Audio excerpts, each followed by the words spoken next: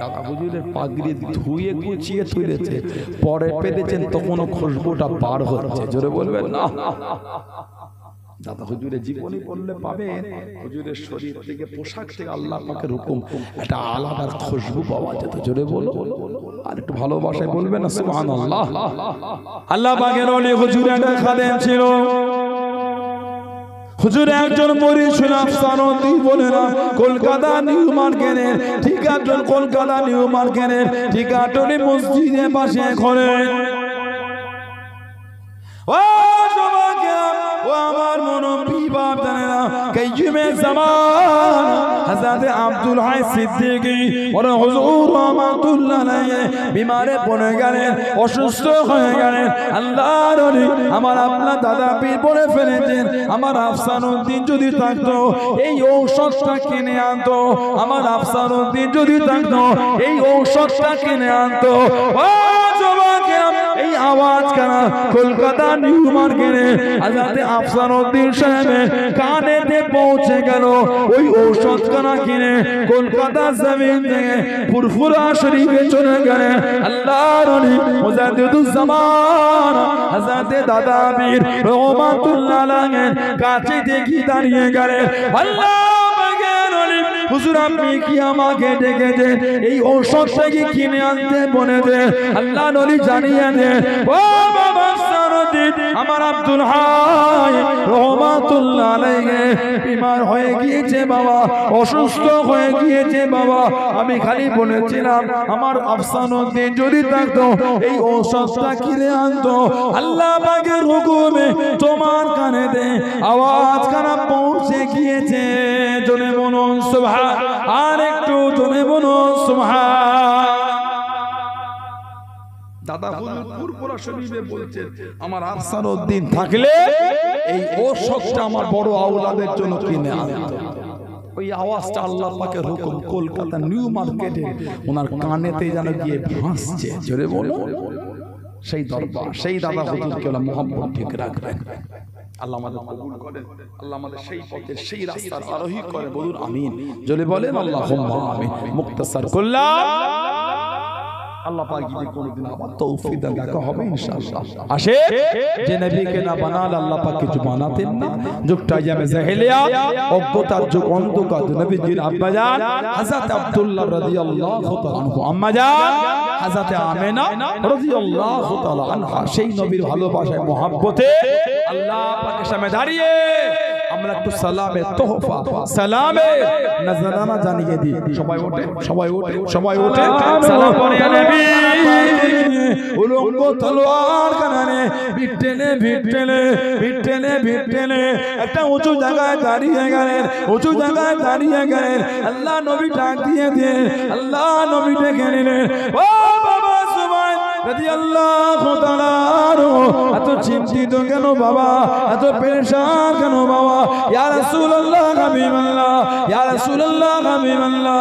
আল্লাহ পাকের নবী সাল্লাল্লাহু আলাইহি ওয়াসাল্লাম কানেতে আওয়াজ এসে গেল, কানেতে শব্দ এসে গেল, আপনাকে ধরে নিয়ে চলে গিয়েছে, কাফেররা শহীদ করে দেবে, কাফেররা জানে মেরে দেবে।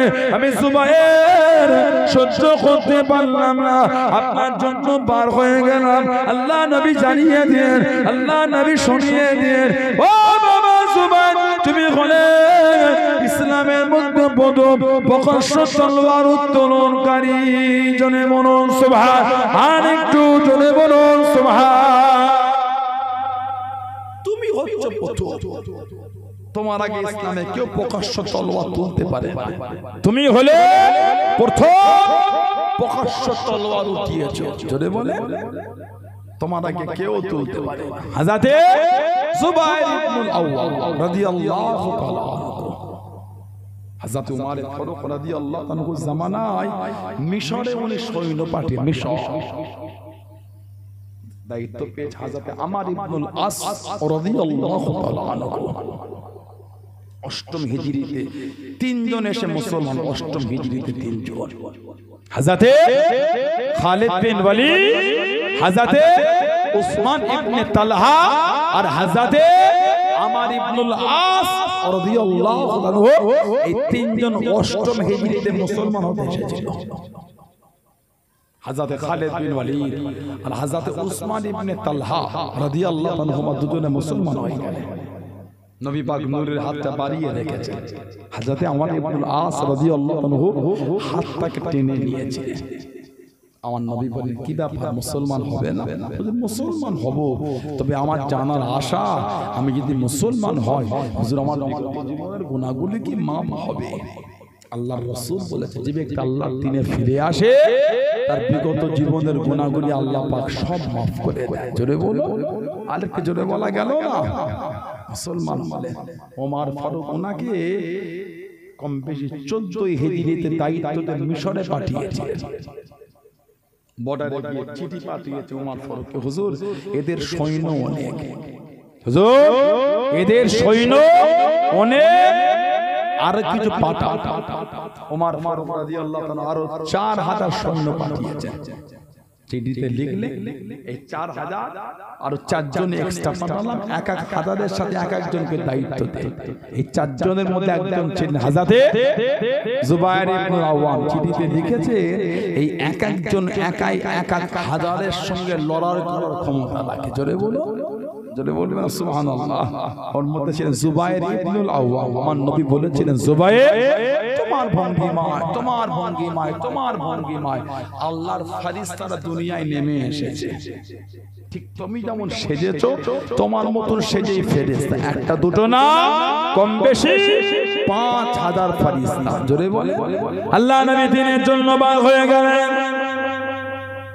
আল্লাহ নবী দিনের জন্য বার হয়ে গেলেন সাল্লাল্লাহু আলাইহি ওয়াসাল্লাম। দ্বিতীয় হিজরিতে ইসলামের প্রথম যুদ্ধ বদরের জমিনে চলে গেলেন। 313 জন সাহাবা, মাত্র 2টি ঘোড়া, একটা ঘোড়া পেলে হযরত জুবায়ের ইবনুল আওয়াম রাদিয়াল্লাহু তাআলা হলদে পাগড়ি মাথায় দিয়ে যুদ্ধখানা চালিয়ে যায়, যুদ্ধখানা করে যায়। আল্লাহ নবী জানিয়ে দেন, আল্লাহ নবী শুনিয়ে দেন, ও হলদে পাগড়ি পরেছো বাবা, হলদে পাগড়ি মাথায় দিয়েছো বাবা, আল্লাহ পাকের দরবারে এতটা পছন্দ হয়ে গিয়েছে, এতটা কবুল হয়ে গেল। আল্লাহ রাব্বুল আলামিন বদরের জমিনে যতজন ফেরেশতা পাঠিয়েছে সবার মাথায় হলদে পাগড়ি পরে এসেছে। ও বাবা জুবায়ের, ও বাবা জুবায়ের, তোমার ভঙ্গিমায় আল্লাহ পাকের ফেরেশতারা নাজিল হয়েছে। তুমি বলুন সুবহান। তুমি যেমন পাগড়ি পরেছো, আল্লাহ বদরের যত ফেরেশতাদের সবার মাথাতেই হলদে পাগড়ি। জোরে বলো। নবী পাকের সাহাবী ওনার মতন সেজে ফেরেশতারা এসেছে। এই দুইজন সাহাবা খুবাইব ইবনে আদি রাদিয়াল্লাহু আনহু লাশটা আনতে গেছিল। কে? খুবাইব ইবনে আদি রাদিয়াল্লাহু আনহু।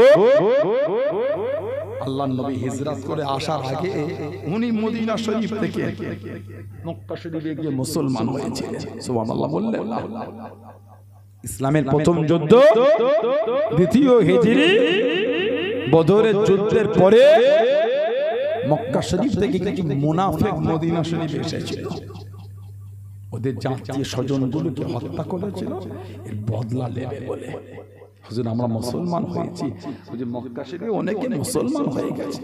যদি আপনি কিছু সাহাবাকে পাঠাতেন, ওনারা আমাদেরকে দ্বীনের দাওয়াত দিত, দ্বীনের বিধানগুলি শিখাতো। নবী পাক 10 জন সাহাবা পাঠান, 10 জন। এই 10 জনের মধ্যে একজন ছিলেন হযরত মিকদাদ ইবনে হযরত খুবাইব ইবনে আদি রাদিয়াল্লাহু তাআলা। কিতাবে এসেছে এই 10 জন সাহাবার মধ্যে 9 জনকে পাথর ছুঁড়ে ছুঁড়ে, তীর ছুঁড়ে ছুঁড়ে শহীদ করে দিয়েছে। ইন্না লিল্লাহি ওয়া ইন্না ইলাইহি রাজিউন। খুবাইব ইবনে আদি ওনাকে বন্দী করে কাফেররা নিয়ে চলে গেল ঘরের মধ্যে বন্দী। উনি সব সময় নামাজেই থাকতেন। যদি বলো সব সময় ইবাদত। কাফেররা মাঝে মাঝে ওনার ওই ঘরে উড়ে মেরে দেখতেন খুবাইব ইবনে আদি রাদিয়াল্লাহু তাআলার সামনে সব ফল রাখা আছে, ফল খাবার। এখন আমের সিজন চলছে, তাই না? কি বলে, কেউ যদি এখন বসে বসে আম খায় লোক কিন্তু অবাক হবে না। কেউ যদি এখন বসে বসে কুল খায়, কুল বয়ে, লোক অবাক হবে। কথা বলে না? অবাক হবে। কেন হবে? এখন সিজন পেলি রে, এই এই সময় কুল কোথা থেকে জোগাড় করলি তুই? বলবে না কেন? এখন সিজন মক্কা শরীফে ওই ফলের সিজন না, যে ফল খুবাইব ইবনে আদি রাদিয়াল্লাহু তাআলা ওই জেলখানার মধ্যে বসে বসে খেতেন। জোরে বলুন না সুবহানাল্লাহ। মানে আল্লাহর তরফ থেকে ওনার জন্য ওনার রুজি এসে পৌঁছে যেত। জোরে বলুন সুবহানাল্লাহ। শহীদ হয়ে যাবে, ওনাকে হাঁটিয়ে হাঁটিয়ে নিয়ে যায়, হাজার হাজার মানুষ দেখতে এসে যে ফাঁসিতে দেবে। লোক জিজ্ঞাসা করছেন, তোমার কি কোনো আশা আছে? তোমার কি কোনো চাওয়া? হুজুর জবাব দিয়েছেন, আশা আমার এটা, যদি একটু সুযোগ পেতাম 2 রাকাত নামাজ পড়তাম। সুবহানাল্লাহ বলবেন না? পৃথিবীর ইতিহাসে উনি একা সাহাবা, একা কি শহীদ হওয়ার আগে 2 রাকাত নামাজ উনি পড়েছিলেন, সুন্নাত নামাজ। জোরে বলুন না সুবহানাল্লাহ। উনি বলে, আশা যদি একটু সুযোগ পেতাম 2 রাকাত নামাজ পড়তাম। 2 রাকাত নামাজ পড়লে পরে কাফেরদের বলছে, মনটা চাইছিল নামাজটা অনেকক্ষণ ধরে পড়তে, এত মজা লাগছে, তবে আমি যদি অনেকক্ষণ ধরে নামাজ পড়তাম, তোমরাই তো বলা কাও করতে মরণের ভয়ে নামাজ ছাড়তে চাই না। না, আমি যে মরণকে ভয় করি না, আমি যে আমার আল্লাহকে ভয় করি। জোরে বলো, জোরে বলা গেল না? জানার সামনে কাফেররা জিজ্ঞাসা করে জানিয়েছিল, কতই না ভালো হয়ে যেত তুমি যদি নিজের বাড়িতে থাকতে, তুমি যদি নিজের ঘরে থাকতে, তোমার নবী হযরত মুহাম্মদ সাল্লাল্লাহু আলাইহি ওয়াসাল্লাম আমাদের কাছে বন্দী করে, আমাদের কাছে বন্দী করে। ও যুবক, ও আমার মনোবিভাব জানেরা, মায়েরা, বোনেরা, বাবারা, হযরত খুবাইব ইবনে আদি রাদিয়াল্লাহু তাআলা আনহু হুজুর আমার জানিয়ে দিয়ে, হুজুর আমার শুনিয়ে দিয়ে,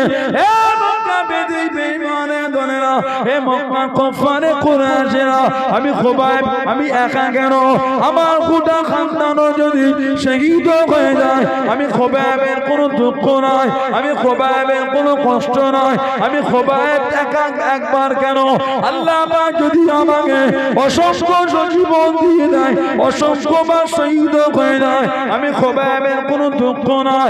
আল্লাহ নবী সাল্লাল্লাহু আলাইহি ওয়াসাল্লাম হুজুরাত শরীফে থাকবে, আল্লাহ নবীর নূরের কদর শরীফে একটা কাঁটা লেগে যাবে, একটা কাঁটা ফুটে যাবে।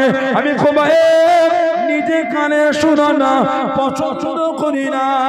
জোরে বলুন সুবহান, আর একটু জোরে বলুন সুবহান।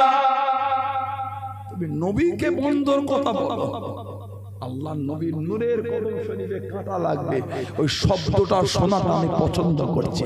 জোরে বলবেন সুবহানাল্লাহ। এত মান, এত ভালোবাসা, হুজুরকে শহীদ করে দিল, হুজুরকে শহীদ করে। মক্কা শরীফে একটা জায়গা আছে তানঈম বলে, কাবা শরীফ থেকে একটু দূরে। এই তানঈমে মাথাটা নিচের দিকে করে পা দুটোকে একসাথে বেঁধে কাঁটেতে বেঁধে ঝুলিয়ে দিয়েছে। 40টা কাফের লাশটা ঘিরে ঘিরে পাহারা দিচ্ছে। আহা, মাথার নিচের দিকে পা দুটি উপর দিকে দড়ি দিয়ে কাটে বেঁধে দিয়েছে। 40 জন কাফের পাহারা দেয়। আল্লাহ নবী নববী শরীফে ওয়াজ করেন, আল্লাহ নবী ওয়াজটা বন্ধ করে দে, চোখ ভরা পানি রেখে রেখে জানিয়ে দে, আমি নবী আমার খুবাইব ইবনে আদি রাদিয়াল্লাহু তাআলা আনহু শহীদ হয়ে গিয়েছে, তাকে শহীদ করে দে। মাথাটা নিচের দিকে, পা দুটোকে উপর দিকে ঝুলিয়ে দিয়েছে। বাবা, তোমাদের মধ্যে কেউ কি আছো বাবা? তোমাদের মধ্যে কেউ কি আছে বাবা? আমি নবী সাল্লাল্লাহু আলাইহি ওয়াসাল্লাম আমার খুবাইব ইবনে আদির লাশটাকে আনবে বাবা, লাশটাকে আনবে বাবা। হযরত মিকদাদ ইবনে আমর, হযরত জুবাইর ইবনুল আওয়াম রাদিয়াল্লাহু তাআলা আনহুমা দুজনে দাঁড়িয়ে গেলেন, ইয়া রাসূলুল্লাহ হাবিবাল্লাহ, ইয়া রাসূলুল্লাহ হাবিবাল্লাহ, আল্লাহ আমাকে নবী হুজুর আমরা দুজন যাব।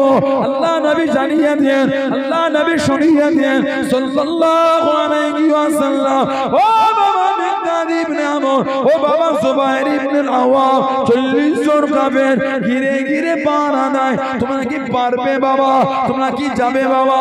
ইয়া রাসূলুল্লাহ হাবিবাল্লাহ, ইয়া রাসূলুল্লাহ হাবিবাল্লাহ, আল্লাহ আমাকে সাল্লাল্লাহু আলাইহি ওয়াসাল্লাম আপনি যদি হুকুম করে দেন আমরা দুজন যাব জোরে বলুন সুবহান আর একটু জোরে বলুন সুবহান যদি আপনি হুকুম দেন হুজুর আমরা দুজন যেতে রাজি আছি দুজনে পার হয়ে গেলে কিতাব এসেছে রাত্রিরে যেতে আর দিনে লুকিয়ে যেতে রাত্রিরে সফর করতেন দিনে লুকাতেন এই করে করে তানঈমের কাছে গিয়ে পৌঁছে গেলে 40 জন কাফের লাশটা পাহারা লাশ দেখতে পাচ্ছে কাছে যেতে পারছে হুজুরে লাশ মোবারকটা দেখছে মাথার নিচের দিকে ঝুলছে কিন্তু 40টা কাফের পাহারা দেয় তবে কি করে আল্লাহর হুকুম হয়ে গেল একসাথে 40টা কাফের বেহুশ হয়ে জমিনে পড়ে গেল জোরে বলে আরেকটু জোরে বলা গেল না হযরত মিকদাদ ইবনে আমর হযরত জুবাইর ইবনে আওয়াম রাদিয়াল্লাহু তাআলা আনহুমা দুজনে চলে গেলেন লাশটাকে খুলে নামিয়ে নিয়ে ঘোড়া পিঠে তুলে নিয়ে মদিনা শরীফের দিকে রওনা হয়ে গেলেন কিছুক্ষণ পরে 40 জন কাফেরের হুঁশ কানা ফিরে গেল লাশটাকে দেখতে পেল না লাশটাকে খুঁজে পেল না ঘোড়ার পায়ের ছোপ থেকে পিছনে বার হয়ে গেল পিছনে রওনা হয়ে গেল ও যুবকেরা কাছে কাছে পৌঁছে গেল কাছে কাছে চলে গেল আল্লাহ পাকের হুকুমে আল্লাহ নবী সাল্লাল্লাহু আলাইহি ওয়াসাল্লামের নূরের জবান শরীফের আওয়াজ কানেতে ভেসে ভেসে চলে আসলো ও বাবা জুবাইর ইবনে আওয়াম ও বাবা মিকদাদ ইবনে আমর আমি নবী আমার খুবাইবের লাশখানা জমিনে নামিয়ে দাও বাবা জমিনে ছেড়ে দাও বাবা আমার খুবাইবের লাশখানা জমিনে নামিয়ে দাও আমি নবী সাল্লাল্লাহু আলাইহি ওয়াসাল্লাম আমার কাছে কেঁদে কেঁদে আমার খুবাইব দোয়া চেয়েছিল আমার খুবাইব দোয়া চেয়েছিল ইয়া রাসূলুল্লাহ হাবিবাল্লাহ ইয়া রাসূলুল্লাহ হাবিবাল্লাহ আল্লাহ পাকের নবী হুজুর আপনি আমার জন্য দোয়া করেন আমার মাথার খলিতে জানো কাফেররা শরাব না পান করে নাই আমার মাথার খলিতে জানো কাফেররা মদ না পান করে নাই আপনি আমার জন্য দোয়া করেন আল্লাহ নবী কাদা কাদা আওয়াজে কানেতে আওয়াজ ভেসে ভেসে আসে ও বাবা জুবাইর ইবনে আওয়াম ও বাবা মিকদাদ ইবনে আমর আমার খুবাইবের লাশটা জমিনে নামিয়ে দাও বাবা লাশটা যদি কাফেররা পেয়ে যায় আবার নিয়ে চলে যাবে হযরত মিকদাদ ইবনে আমর হযরত জুবাইর ইবনে আওয়াম রাদিয়াল্লাহু তাআলা আনহুমা হযরত খুবাইব ইবনে আদি রাদিয়াল্লাহু তাআলা আনহু লাশটাকে জমিনে নামিয়ে দেয় আল্লাহ পাকের হুকুমে জমিন কানা ফেটে গিয়ে লাশটা জমিনের নিচে চলে গেল আল্লাহ পাকের হুকুমে জমিন কানা আবারও লেগে গেল জোরে বলুন সুবহান আর একটু জোরে বলুন সুবহান কানে যে আওয়াজ ভেসে ভেসে চলে আসে নবী পাক সাল্লাল্লাহু আলাইহি ওয়াসাল্লামের আওয়াজ কানেতে ভেসে ভেসে চলে আসে আল্লাহ নবী নূরের জবান শরীফের আওয়াজ কানে আসছে ও বাবা মিকদাদ ইবনে আমর জুবাইর ইবনে আওয়াম ও লাশটাকে নিচে নামিয়ে দাও ওরা যদি আবার পেয়ে যায় আবার নিয়ে গিয়ে ঝুলিয়ে দিল ওকে ছেড়ে দাও ও যে আমার কাছে কেঁদে কেঁদে দোয়া চাইছে হুজুর দোয়া করে আমার মাথার খুলি দিয়ে যেন কাফেররা শরাব না পান করে ছেড়ে দাও যেই লাশটা ঘোড়ার পিঠ থেকে মাটিতে জমিনে নামিয়েছে আল্লাহর হুকুম জমিনটা ফেটে গিয়ে লাশটা জমিনের নিচেই চলে গেল জমিন আবার লেগে গিয়েছিল জোরে বলুন না সুবহানাল্লাহ আরেকটা বর্ণনা এসেছে এই যে দুজন লাশটা নিয়ে যায় পিছন ফিরে দেখছে কাফেররা কাছে কাছে এসে গেছে ধরে ফেলবে তারা হলো লাশটা ঘোড়ার পিঠ থেকে নামিয়ে একটা গাছেতে হেলান দিয়ে রেখেই কাফেরদের দিকে তাকিয়ে আমার লাশ দেখছে লাশ নাই হযরত জুবাইর ইবনে আওয়াম হযরত মিকদাদ ইবনে আমর রাদিয়াল্লাহু আনহুমা দুজনে বলে আমাদের দুজনের যেন মনে হলো খুবাইব ইবনে আদি রাদিয়াল্লাহু আনহু লাশ যখন এই গাছেতে হেলান দিয়ে রেখে কাফেরদের দিকে ঘুরে দেখতে মনে হলো লাশটা যেন অটোমেটিক জমিনের নিচেই চলে গেল জোরে বলো আজকে জোরে বলা গেল না তানাদের দিকে শিক্ষা না প্রেম থেকে বলে সামনে দেখছেন ফাঁসি এখনই দেবে, তারপরও বলছেন সুযোগ যদি পেতাম 2 রাকাত নামাজ পড়তাম। সুবহানাল্লাহ বলবেন না? ভালো হয় ছেলেরা, ভালো মানলে জায়গাটা মজবুত করে তৈরি করে। দাবি করলে শুধু হয় না। 16 আনা কবরস্থানে গিয়ে দেখে যান, সব মুরব্বীগুলো কাতার দিয়ে ঘুমাচ্ছে, সবাই কাতারে কাতারে ঘুমায়। কিছু কিছু কবরের কাছে গিয়ে দেখবেন কবরের বাঁশগুলি ভেঙে ভেঙে ঢুকে গেছে। গতকাল আপনাদের এলাকায় পানি হয়েছিল, এক্ষুনি লাইটটা মেরে কবরস্থানে গিয়ে দেখে আসেন যে কবরগুলো ভেঙে গিয়েছে, বাঁশ ওই কবরটার নিচে কাদা হয়ে আছে, পানি জমে আছে। একদিন আমরাও কিন্তু আমাদের মুরব্বীদের বুকের কাছে গিয়ে সব পানি হলে আমাদের মধ্যে অনেকের কবরের বাঁশ ভেঙে ঢুকে যাবে। পানি হলে সেদিন আমাদের কবরও পানি জমবে। ভয় হয় না? ভয় ও যুবক, ভয় লাগে না? ও যুবক, ভয় আসে না? ও যুবতী বোনেরা, মায়েরা, বোনেরা, মেয়েরা, ভয় হয় না মরণে, কবরে, আযাবে, গজবে, জাহান্নামে? মৃত্যুর কোনো বয়স হয় না। কলকাতায় ফুলবাগান বলে একটা জায়গা আছে, একটা হসপিটাল আছে বাচ্চাদের। কোনদিন কেউ গিয়েছে? আল্লাহ যেন অতি দুশ্মনকে যেতে না করে বলেন আমি। আহা, কাঁচের ঘরগুলোতে গিয়ে দেখে বাচ্চাগুলোকে মেডিসিন দিয়ে রাখা আছে। কার আঙুল হয় না, কার নাকটা হয় না, কার কান হয় না, ওদের মেডিসিন দিয়ে রেখে দিয়েছে 6 মাস, 3 মাস, 4 মাস। অঙ্গগুলি আল্লাহর হুকুম আস্তে আস্তে হবে। ঠিক বলছে না ভুল বলছে? 2 দিনের বাচ্চা, ডক্টর টেস্ট করে বলছে বাচ্চাটার হার্ট ফুটো হয়ে গেছে। আহা, 2 ঘন্টার বাচ্চা, ডক্টর টেস্ট করে বলছে জন্ডিস আছে। 2 দিনের বাচ্চা, ডক্টর টেস্ট করে বলছে বাচ্চাটার রক্তে ক্যান্সার হয়ে গেছে। আহা, আছে না নাই?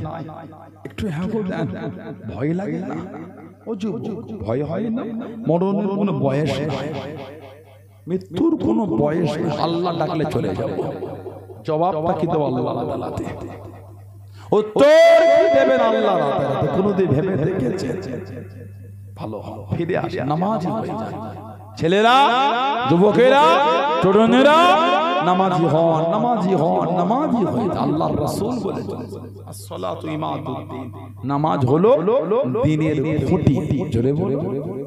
আজকে অমরেশ্বর গ্রামে যে জলসা, এই যে প্যান্ডেল করেছেন, খুঁটি দিয়েছেন, খুঁটি, প্যান্ডেল ছাউনির উপরটা সাপোর্ট রাখার খুঁটি আছে না? না, এই খুঁটি, এই খুঁটিগুলো না থাকলে উপরটা এত সুন্দর থাকতো না। ঠিক বললাম না ভুল বললাম? আমার নবী বলে আসসালাতু ইমাদুদ্দিন, নামাজ হলো দ্বীনের খুঁটি। যার দ্বীনের খুঁটি নাই সে আবার দ্বীনে মজবুত হবে কি করে? আমার নবী বলে আফজালুল ইবাদাত ইবাদাতুস সালাত, যত রকম ইবাদত আছে সবথেকে উত্তম ইবাদতটা হচ্ছে নামাজ। সুবহানাল্লাহ বলবেন না? নামাজীদের ইজ্জত এত আলা করে আল্লাহর রাসূল সাল্লাল্লাহু আলাইহি ওয়াসাল্লাম, মানুষ যখন মারা যাবে লাশটাকে গোসল দিয়ে সুন্দর কাফন পরিয়ে খাটিয়ায় করে নিয়ে জানাজা আদা করে কবরে দাফন করে দিয়ে চলে আসে মাটি দিয়ে। আল্লাহ পাক 2 জন ফেরেশতা পাঠায়, নাম ফেরেশতাদের নাম বলে মুনকার, বলে মুনকার আর নাকির। এই দুটি ওনাদের নাম। মুনকার একটা গোত্র, নাকির একটা গোত্র। এই 2 গোত্রে অসংখ্য ফেরেশতা। মুনকার গোত্রের ফেরেশতাকে মুনকার বলা হয়, নাকির গোত্রের ফেরেশতাকে নাকির বলা হয়। এই 2 গোত্র থেকে 2টি ফেরেশতা আল্লাহ প্রত্যেকের কবরে পাঠিয়ে দেয়। প্রশ্ন 3টি, মার রাব্বুকা, মা দীনুকা, মান নবিয়ুকা। মার রাব্বুকা, মা দীনুকা, মান নবিয়ুকা। বুখারী শরীফে এসেছে, মুসলিম শরীফে এসেছে, বিভিন্ন রওয়ায়াত এসেছে। কবরে একটাই সওয়াল, সওয়ালটা হবে কবরে আমার নবীকে দেখানো। মান হাযা রাসূল, ইনি কে? যিনি চিনতে পারে ফেরেশতারা বলবে তুমি নবীকে চিনেছো বলে আল্লাহ তোমার জায়গাটা জান্নাত করে দিয়েছে। জোরে বলো, আর একটু ভালোবাসায় বলা গেল না, আর একটু জোরে বলা যাবে না। কবরে মাটি মঞ্জিল করে যখন চলে আসে দুটি ফেরেশতা আল্লাহর রাসূল বলে সাল্লাল্লাহু আলাইহি ওয়াসাল্লাম যখন মুনকার নাকি মুর্দার মাথার দিক থেকে কবরে যাবে এজন্য মাথার দিকে নূরানি চেহারা ধরে দাঁড়িয়ে যাবে। এই বান্দা বান্দির কবরে মাথার দিক থেকে আপনাকে প্রবেশ করতে দেব না। মুনকার নাকি বলবেন কে বাধা দাও, জবাব দেবে আমি হলাম নামাজ। সুবহানাল্লাহ বলবেন না, আমি হলাম নামাজ। এই বান্দা বান্দি আমি নামাজ আমাকে আদায় করি, আল্লাহ তো খুশি হয়ে গেছে, আমি নামাজ আল্লাহ আমার একটা চেহারা দিয়ে দিয়েছে। এই বান্দা বান্দির কবরে আমি আপনাকে মাথার দিক থেকে কবরে প্রবেশ করতে দিচ্ছি না। জোরে বলো, আরেকটু জোরে বলো, ভালোবাসায় বলা গেল না, জোরে সুবহানাল্লাহ বলা গেল না। নামাজি হয়ে যায়, ভালো ফিরে আসে, আল্লাহর কাছে খালেস দিলে তওবা করে, আল্লাহর দরবারে মন খুলে কেঁদে কেঁদে মাফ চায়। আল্লাহ আমাদের মাফ করে দেন, আল্লাহ আমাদের সকলকে শুনে বলে বেশি বেশি ইবাদতের তৌফিক দান। বলুন আমিন, জোরে বলুন আল্লাহুম্মা আমিন। একটু দরুদ শরীফ আল্লাহুম্মা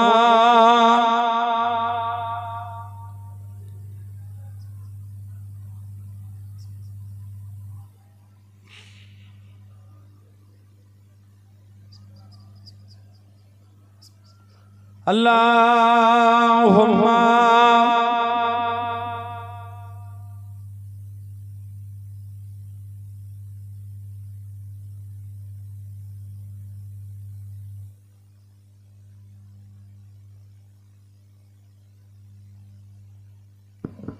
কালিমা লা ইলাহা ইল্লাল্লাহ, লা ইলাহা লা ইলাহা ইল্লাল্লাহ মুহাম্মাদুর রাসূলুল্লাহ। আল্লাহুম্মা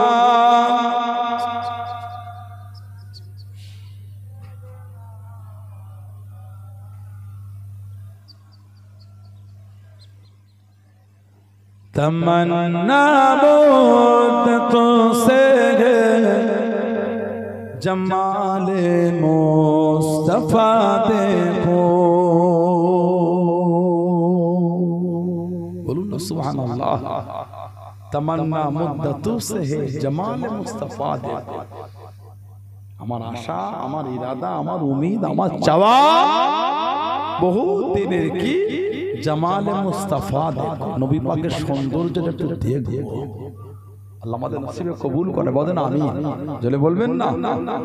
তামান্না মুদ্দতোं से জামালে মুস্তাফা দেখো, ইমামুল আম্বিয়া দেখো, हबीबे किबरिया देखो, इमामुल अंबिया देखो, हबीबे किबरिया देखो। तमन्ना मुद्दतों से जमाले मुस्तफा देखो।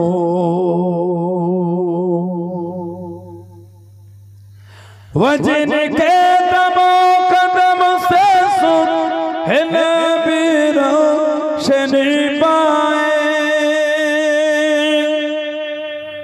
जिनके दमो कदम से सुन है नबीरों शनि पाए, मुनव्वर कर दिया जिसने फज़ा वो रहनुमा देखो, मुनव्वर कर दिया जिसने फज़ा वो रहनुमा देखो।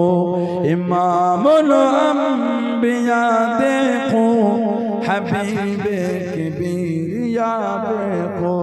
तमन्ना मुद्दतों से जमाले मुस्तफा देखो।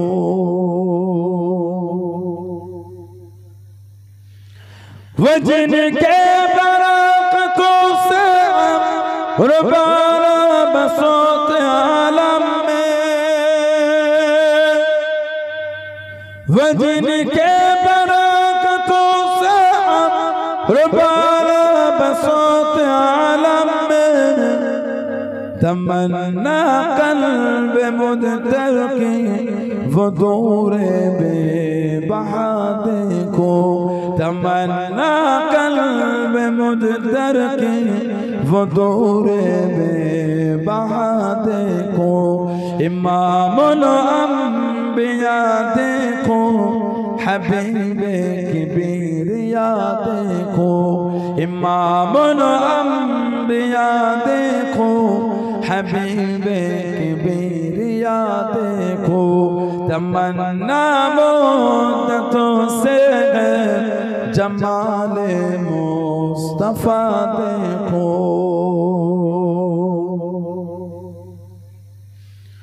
कदम बागिर मदीना से तसव्वुर में मदीना है कदम बागिर मदीना से तसव्वुर में मदीना है इलाही या इलाही अज़मतों की इंतहा देखो इलाही या इलाही अज़मतों की इंतहा देखो इमामुल अंबिया देखो हबीबे किबरिया देखो तमन्ना मुद्दतों से है जमाले मुस्तफा देखो अल्लाहुम्मा